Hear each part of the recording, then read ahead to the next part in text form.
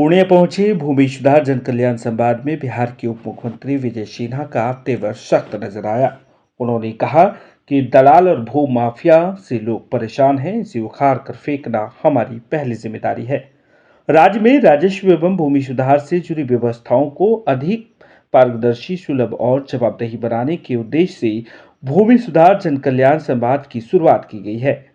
माननीय उप मुख्यमंत्री सह मंत्री राजस्व एवं भूमि सुधार विभाग श्री विजय कुमार सिन्हा ने कहा कि यह पहल न तो सुर्खियां बटोरने के लिए है और न ही भाषण देने का, किसी अधिकारी कर्मचारी को हतोत्साहित करने के लिए है। इसका एकमात्र उद्देश्य जनता की वास्तविक समस्या को सुनना, समझना और उनका नियमानुकूल समाधान सुनिश्चित करना है। प्रेक्षागृह से आर्ट्स गैलरी पूर्णिया में आयोजित उद्घाटन संवाद को संबोधित करते हुए उप मुख्यमंत्री श्री सिन्हा ने स्पष्ट किया कि यह कार्यक्रम न्यायालयों के कार्यक्षेत्र में हस्तक्षेप करने की प्रयास नहीं है। संविधान, संवैधानिक संस्थाओं और न्यायिक सीमाओं की पूर्ण सम्मान करते हुए समस्याओं का समाधान किया जाएगा। विभाग की किसी भी स्तर पर माननीय न्यायालय के अधिकार क्षेत्र में दखल नहीं देगा।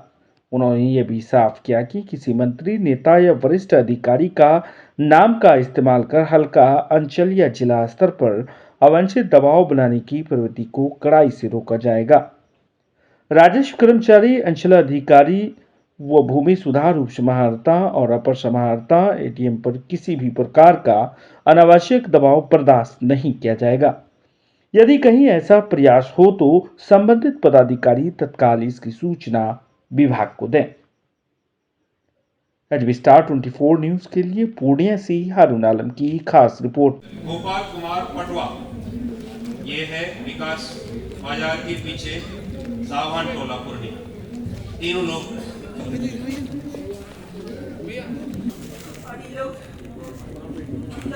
दवाएं तो कब्जा कर लिया है और मारपीट हाथ कर दिया है।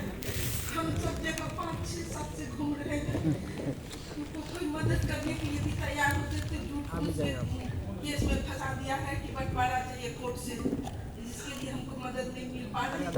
मेरे पास सही कागज है, कल परसों भी हमको जान से मार कर दे रहा था। कौन है आरोप आपके कर्मचारी, बुला दीजिए।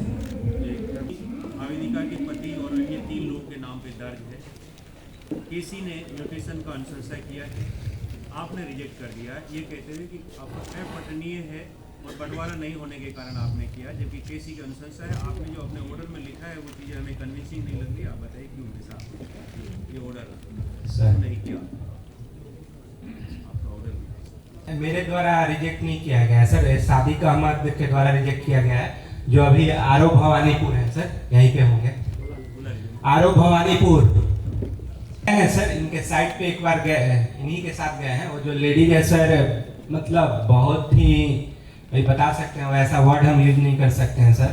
वहाँ पे मतलब बहुत गंदे गंदे तरीके से गाली देने लगती है। हम मिले हुए हैं सर, और जहाँ भी हम जाते हैं वो अपना पैंटी लगा देता है। ये ऐसा ऑर्डर पास किया कर्मचारी के आदेश के विरुद्ध, अनुशंसा के विरुद्ध आप किए, तो उसकी उसी बात को खारिज कर दिया। अब मौका दे के आपने अनुशंसा किया था सर, अनुशंसा किए थे सर। एक बार अच्छा काम किया तो जोरदार ताली बजाइए। पढ़ा नहीं जा रहा था, हमें तो ऑनलाइन भी खोल के देखा, पढ़ रहे हैं, बिना चश्मा के भी पढ़ सकते हैं। और आपके यहाँ जो लगा हुआ उसमें भी पठनीय दखलकार है। ये कर्मचारी ने जो रिपोर्ट किया है उसका मैं बात बोल रहा हूँ, दखलकार है। सारी चीजें हैं तो आपने क्यों नहीं की? पुराना है तो क्या नहीं करना है? रसीद है इनके पास, इसको सर कॉपी लेके बुलाया गया। क्यों बुलाएंगे? पठनीय था तो आप ये कारण क्यों लिखेंगे पठनीय नहीं है? इसको पढ़ने में आ गया, हमको पढ़ने में आ गया, आप क्यों नहीं पढ़? आपको पढ़ने में नहीं आया, ये गलत बात है ना। उसमें साहब वाला जो अपलोड वही अभी हमने देखा है, ठीक है, थोड़ा सा फेड है लेकिन वो दिखता है। और आपने आदेश पारित किया तो कर्मचारी ने अगर मान लो गलत लिख दिया तो उसको खंडन करने के लिए आपके आदेश में वो बातें होना चाहिए था कि दखलकार नहीं। अब तो आप इसने उस समय रिपोर्ट किया या तो ये गलत किया तो इस पे कार्रवाई करना चाहिए था। अगर दखलकार थी, अब ये कहीं बाहर चली गई, इसको दखलकार भी नहीं रहने दिया, इसीलिए रो रही है। तो हम लोग अगर ऐसा कारण बनेंगे कि जो हम लोगों को मौका दे रहे हैं कि वो गलत कर दे और फिर जो आदमी को विवादित बना दिया, अब तो दखल वो ले लिया, अगर ले लिया तो रिकवरी में हमारे लिए हाथ बंद गए, तो ऐसे मौके देने पर अच्छी बात नहीं है। सर दुकान खोल के एकदम मजे में है और कहता है जमीन लेगी अपना पैसा दोगे तो जान मार देंगे। यूं साहब, आप इस मामला को संज्ञान में लीजिए और डीसी अलावा उनके आप इनके यहाँ गए थे डीसी अलावा के यहाँ, सीओ साहब आपने इसमें क्या करेंगे?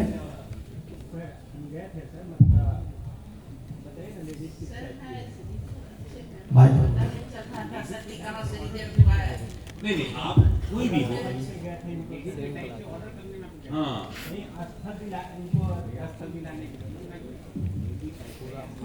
उससे क्या फर्क पड़ता है? इनका गेट में ताला बंद कर दिया था, तो मैं खुलवाने गया था इनके साथ, लेकिन गेट खुलवाएंगे, लेकिन उससे पहले तो इनको जो लीगल डॉक्यूमेंट से इक्विप करना वो नहीं किए।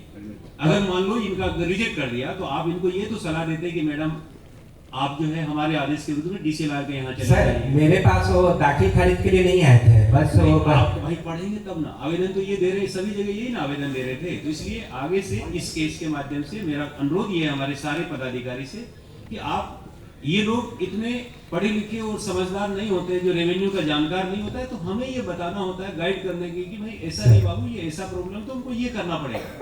म्यूटेशन या तो अपील फाइल कराते, इनसे किसी वकील साहब को करते अगर नहीं समझते हैं तो, लेकिन ये गाइडेंस नहीं मिला और इसी दौरान बेचारी का दूसरा आदमी कब्जा भी कर लिया। हम आधा इलाज कर रहे हैं, वो अच्छा नहीं। कितना दिन के अंदर आदेश पारित कर करके इनको कब्जा दिलाएंगे? एसपी साहब भी बैठे हैं। इसमें दो चीजें हैं मैडम, आप एक तो डीसीएलआर साहब के न्यायालय में म्यूटेशन का अपील फाइल कर दीजिए, क्योंकि इन्होंने ही ऑर्डर खारिज किया है, चाहे गलती से ही तो वो नहीं रेक्टिफाई करेंगे डीसीएलआर साहब के न्यायालय में, डिले को कंडोन कर दीजिएगा डीसीएलआर साहब और आगे बढ़िए।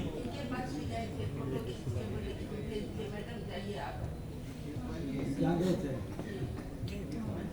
भाई, कब गए? कितना दिन पहले? अच्छा कोई बात नहीं, देख लीजिए, अगर नहीं फाइल 25 मई में गए।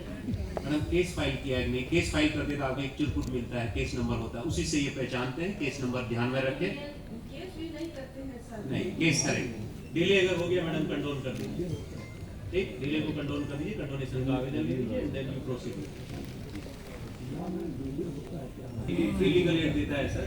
नहीं तो देखिए, जिन लोगों को नहीं जानकारी है, सभी अंचलाधिकारी, अगर जो आप नियस्त करते हैं वो डीसीएलआर के यहाँ जाएंगे तो आप उनको लीगल सलाह के लिए, जैसे डॉक्टर पूजा लिख करके देता है ना कि जांच फलाना कराइए, तो आप लिख करके जो फ्री में लीगल सलाह देता है एक पैनल अपना उस तरह के रखवाइए, वो सर निःशुल्क तो वैसे भी अनिःशुल्क इस तरह का, ताकि गाइड हो सके।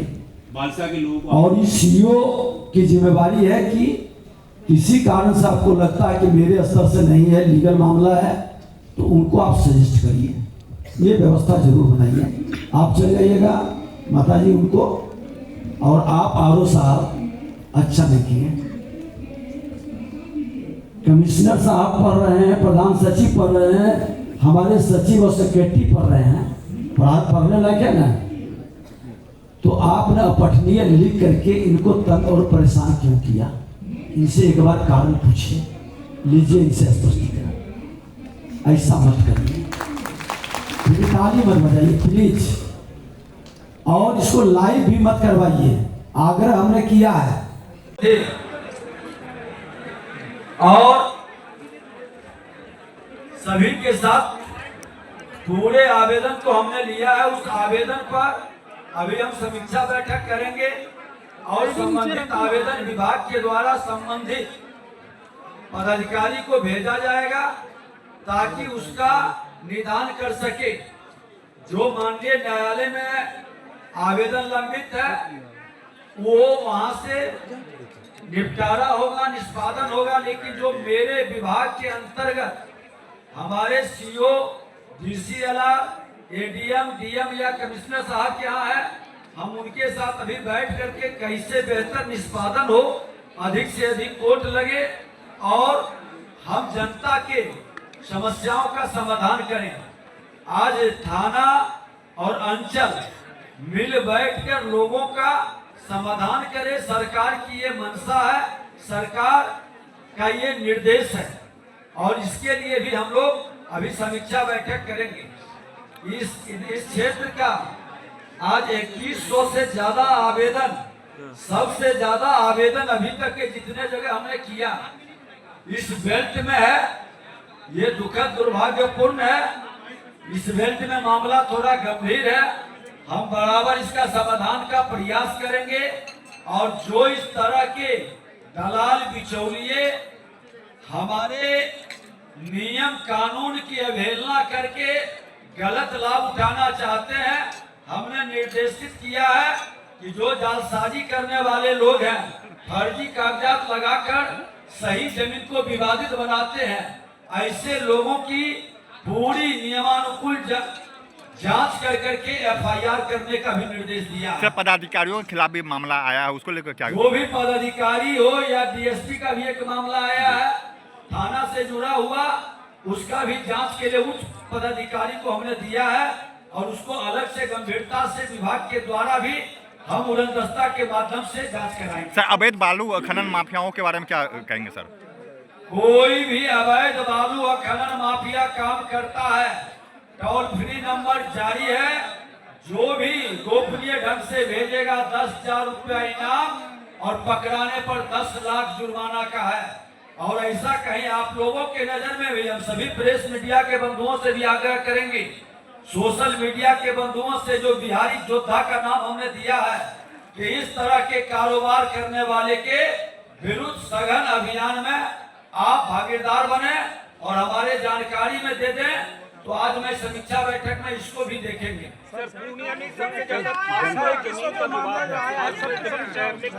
देखिए, लाल कार्ड, खास महल, टोपोलैंड, ये मामला लंबे समय से चल रहा है।